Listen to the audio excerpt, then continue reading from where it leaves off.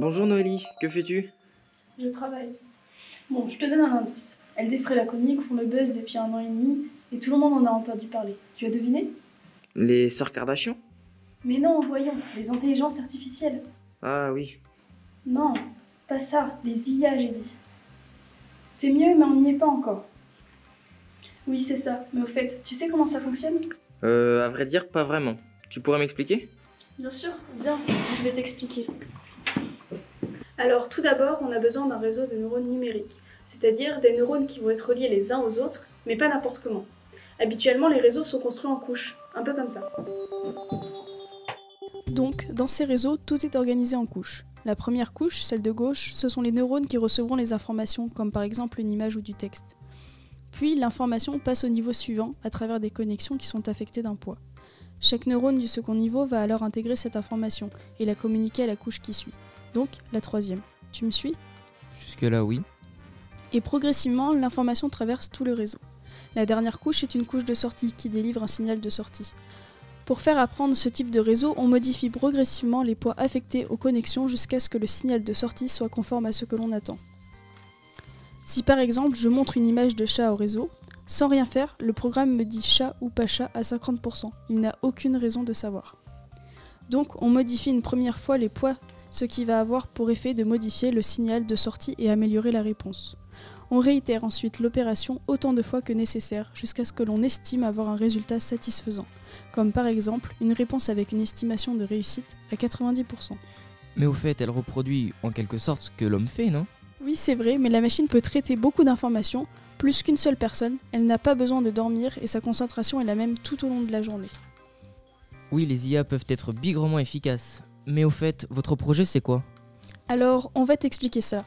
Nous avons conçu un réseau de neurones numériques et nous avons scindé ce réseau en 5 sous-ensembles, ce que nous appelons des mondes. L'un de ces mondes est le monde sensoriel, c'est-à-dire que c'est par lui qu'arrivent les informations provenant de l'extérieur. Les 4 autres mondes, nous les appelons les mondes de cœur, car ils sont situés dans le réseau, à l'intérieur, sans lien direct avec l'extérieur. Tu me suis ? Oui, ça va. Mais votre sortie, elle est où? C'est justement là que nous voulons faire original. Nous n'avons pas de sortie à proprement parler et donc nous ne cherchons pas à avoir un signal de sortie particulier. Nous nous intéressons à l'activité globale du réseau. Mais nous avons également une seconde particularité. C'est que dans notre réseau, il n'y a pas d'organisation hiérarchisée. Les neurones sont reliés entre eux aléatoirement. La question que nous nous posons, c'est la suivante. Est-il possible de faire apprendre un tel réseau ? Ça veut dire que vous modifiez des choses? Nous utilisons 3 paramètres que nous pouvons changer comme on le souhaite pour modifier la structure du réseau. Nous avons un premier paramètre qui est la connectivité. Ce paramètre traduit pour un neurone de cœur le nombre de neurones auxquels il sera relié.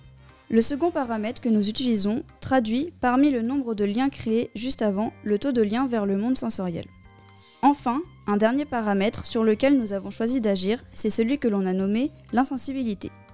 Il agit directement sur le seuil qui servira pour l'activation des neurones. Nous avons simulé des apprentissages en utilisant des approches différentes afin de modifier le poids des connexions. Il n'y a pour le moment pas d'écart d'activité significatif sur les différents modes testés. Ça ne veut pas dire que nous n'observons rien, bien au contraire, il y a des éléments bien visibles. Mais pour le moment, on n'explique pas tout. Nous avons commencé à répertorier quelques combinaisons de points initiaux, méthodes d'apprentissage, mais il reste encore un vaste, très vaste terrain à explorer. Il reste de nombreux jeux de paramètres initiaux à tester pour construire le réseau.